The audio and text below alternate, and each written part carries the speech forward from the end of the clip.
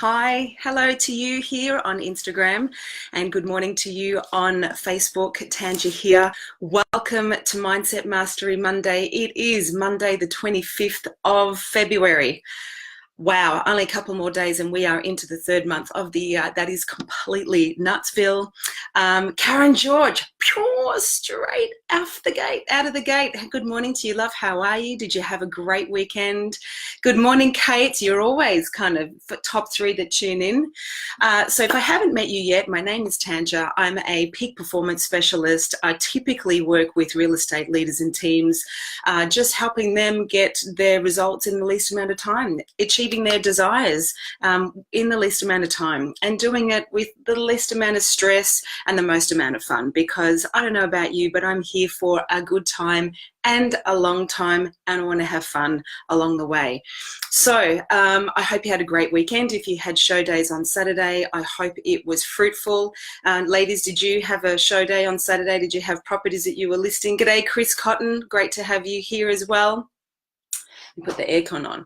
So today's theme is an interesting one. I've called it I'm Coming Out. And really, what does that truly mean? Are you familiar with Marianne Williamson's piece called My Deepest Fear? She wrote it actually for Nelson Mandela. Most people thought it was Nelson Mandela that wrote it, but Marianne Williamson wrote it. And it goes something like, our deepest fear is not that we are inadequate. Our deepest fear is that we are powerful beyond measure, and it is our light, not our darkness, that most frightens us. That's the opening phrase. Have you heard that before? Give me a yes or a no. Just type in yes or no. Have you heard that before?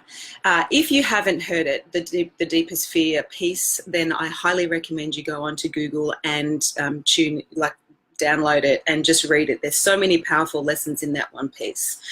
So this whole session is inspired by something I heard myself saying to new clients last week.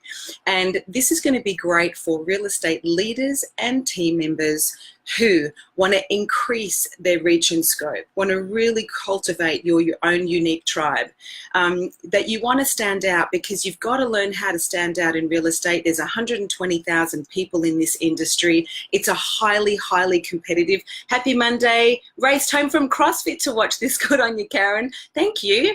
And yes, she's heard it too, so it's a great piece. And, if you're wanting to expand your ability to influence, if you're wanting to connect with more people, let me know. Just say yes on Facebook and Instagram. So I heard myself say in a couple of coaching sessions, good morning, Kylie, great to have you here too. I heard myself saying, talking to clients going, so something that's not printed on my business card or something that's not on my website is ... And I'll just briefly share what that is in a minute. And when I hung up the phone, I'm like, what is that? What is it that I'm not sharing? And why am I not sharing it? One of the big things around my coaching is I really, really do believe that there's unbelievable untapped potential in us. And my job as a coach is just to reflect that greatness to you and get rid of all the subconscious sabotaging beliefs that are hindering from you achieving that full potential. Does that make sense to you?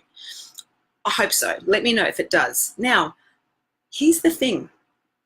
One of the ways that I do that is through intuition. One of the things that's not printed on my business card or on my website is I'm highly intuitive. We all are, by the way. It's a big part of my work. I've been studying intuitive intelligence for 30 years. I'm clairvoyant, clairsentient, clairaudient. In fact, before real estate, I used to have a practice.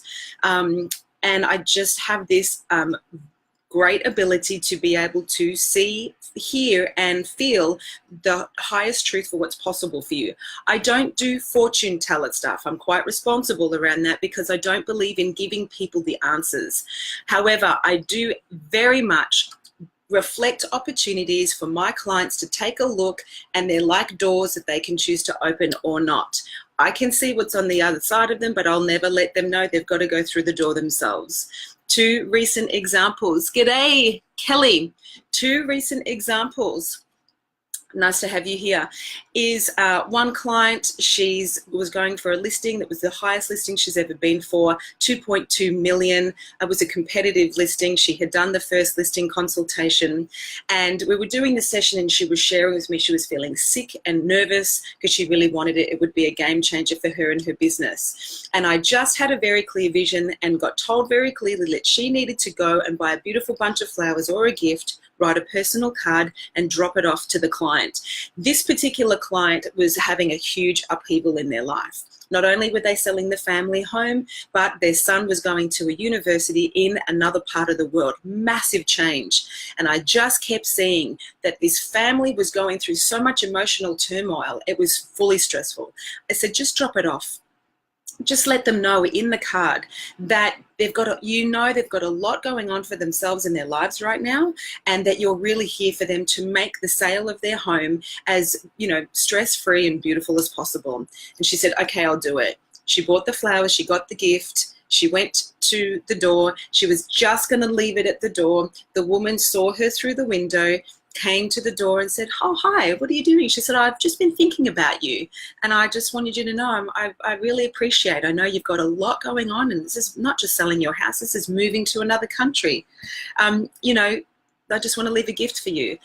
The woman ended up inviting her in. She ended up getting the listing, and the vendor said it's because she connected to the emotional state of what they're going through that really made the point of difference. Now, no doubt this agent, because I know her, she's great at what she does, and it was just that point of difference that made the difference. So that and a whole bunch of other examples.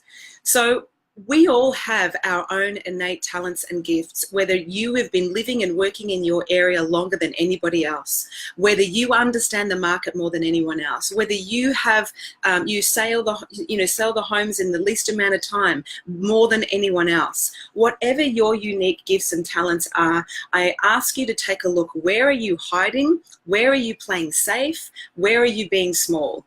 And what I got to see for myself as a coach is it was inauthentic for me, and it's not something I would broadcast necessarily, and I maybe need to take a look at that, but intuitive intelligence is the ability to get out of your head and into your heart. That is where your inner teacher, intuition just means inner teacher, inner guide. Get out of your head and into your heart, because if you make decisions from your head, you will sabotage yourself. You'll feel the fear and won't do it anyway. Does that make sense? Is this making sense to you? However, when you connect to the heart and connect to your desire and the emotional landscape of what you're doing, that's where the teacher resides, that's where your soul resides, and that's where you can make a massive point of difference. And that's where a lot of my work lies, getting us out of the head and into the heart, amplifying our intuitive intelligence so you can go and achieve the goals that you want in the least amount of time. One small example, another example from last week before I share with you 6 tips to really come out and reveal the greatness of you so you can increase your reach and scope. Last week I was coaching a principal of mine. His whole goal is to grow his business. G'day Simon, great to have you here. Makes incredible sense, Karen saying. Awesome, I'm very happy. Thank you for saying so. So a principal last week, he really wants to grow his business. He is working on the tools really, really hard. He's number one in his area. He's got market share. He sells his homes in half the time of the general market. And he's a really great guy, but he's over it. He actually hates listing and selling. Can you imagine the conflict he's in every day of his life as he goes to work? But his strategy for getting off the tools has been recruiting people. And this is people with no experience. It's a slow strategy. And I just kept getting intuitively that. Good morning. Who have we got here? Rob Ferguson. Hello, my love. You'll appreciate this conversation. You know all about this. I said to him, okay, we need to shift your strategy, slow burn strategy, to a strategy that's going to get you this result, get you off the tool so you can be enjoying your life a little quicker. I said, you need to go and approach existing agents in your area that perhaps are disenchanted with the brand that they're with, and you can instantly give them an opportunity for higher commission, a bigger patch, equity share in the business, and to work with the number one agent. Pretty compelling opportunity, I believe. G'day, Kerry. Great to have you here. And it was obvious that he was not owning his gifts and his talents and his mastery at all. He just wasn't even seeing his value that he could provide. And I said to him, intuitively, there is an agent in your area that I know you want to talk to. You wanted to talk to him for a while. You need to call him. And he said, he's just left the company he works with last week and joined another company. And I've said, it doesn't matter. And he's like, he's just left and joined. It doesn't matter.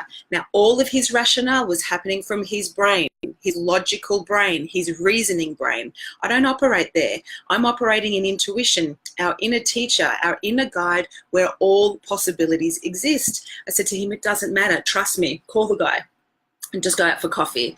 So he did, despite not believing anything. He called the guy, left a message. The guy was in London. He called back and they met yesterday. And the guy said, I'm very excited that you called me. I can't believe you even thought of me. This is really exciting. So please know, there is so much potential in you, and I believe it's time to come out. It's time to reveal what your point of difference is that makes you different from everybody else. And whatever that is, don't be shy about it. Be bold about it. Be brave about it, because you have a unique flavor that people want to connect with and resonate with and do business with.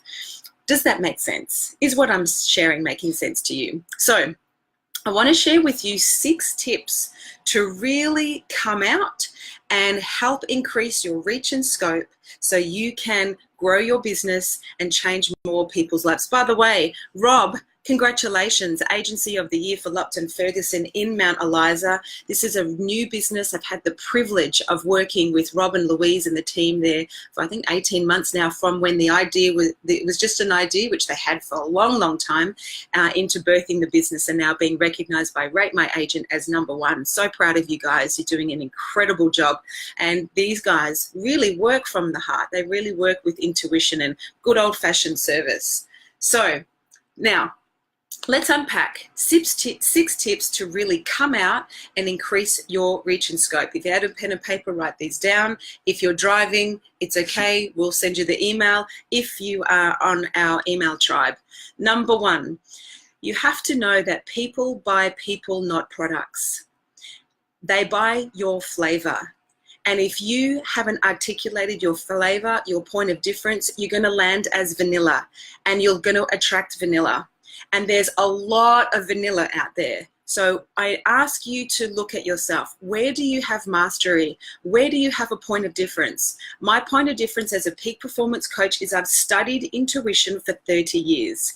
I astral traveled for the first time at 16, and since then, I'm 46 now, I've studied, become certified, done NLP, practitioner, master practitioner. Like, intuition is my jam. It's what I love. And I've been quite quiet about that. Maybe I'll unleash a little more. Let me ask you, is intuition and the spirit of success of interest to you? Please let me know. I'm keen to hear if it is, because I'll produce more content around that vein. So tips for coming out and increasing your reach and scope. Number 1, people buy people, not products. They buy your flavor. Where is your mastery? Where is your essence? Where is your flavor that nobody else has, that you have, that you can start to broadcast and share? Number 1. Number 2, you're not going to be everybody's brew. Not everyone's going to dig your flavor. Not everyone's going to dig my flavor, and that's great, because it's different strokes for different folks. If you try to be everything to everyone, you're definitely going to be lukewarm vanilla, and no one will be able to connect with you authentically, whether you like them or not. The Cardi B's of this world, who are a certain brew and a certain flavor, have had significant growth because she is unleashing her essential self, and quite polarizing, but that's an example. So know that you're not going to be everybody's brew. Stop trying to be everything to everyone. Just be authentically you, and you'll attract those that sing from the same hymn sheet as you. Number 3, the importance of owning your authentic self means you will be congruent with your personal power. If you are pretending to be something you're not, if you are hiding aspects of that which you are, you will not be congruent with your higher self. Your intuition will lay dormant, and you can't create the greatest impact and flow. Does that make sense to you? G'day, William. Nice to have you here too. Does that make sense? Give me a thumbs up. By the way, Karen's definitely interested. Good on you. That's awesome. If you're watching this live on Instagram or Facebook, please type in live. And if you're watching the record of this, just type in record so I can get a sense of when you're tuning in. Owning your authentic self is about unleashing the true nature in you. And if you don't and you're incongruent, you won't have access to your personal power. You won't be able to achieve the results that you desire in the least amount of time because you'll be in constant conflict. So how do you connect with, well, who are you authentically? You ask yourself, what do you love? What do you love and what do you desire? I had a meeting with a lady on Saturday who was in absolute conflict, struggling financially. And what we recognized is she's been trying to be everything to everyone, believing that she's got to do everything and not giving herself permission to just go for her own desires. Consider a landscape to your heart. There are aspects of your heart that are trying to communicate to you, and if your head keeps squashing it down, then you won't be able to truly live your authentic self because we are so consumed and worried about what people think of us. And if you're too scared to not express your authentic self, you definitely won't increase your reach and scope with people because they won't know who you are. Does that make sense? They just won't know who you are. G'day, Hamish. Look at you tuning into Mindset Mastery Monday, a fellow friend who is very interested in living authentic self and honoring your intuition. So, number 4, often the greatest gifts we have and hide are our deepest treasures. And this is something I saw for myself last week. I believe as a coach, I must practice what I preach. And, one of my greatest gifts is my intuition, is my clairvoyance, clairsentience, and clairaudience, the ability to be able to see the higher truth for someone and give them access to see it for themselves. I don't do crystal ball forecasting because I don't believe in ripping people off from having their own journey, but I do believe in reflecting your heart to you, your higher self to you, and reminding you of who you are.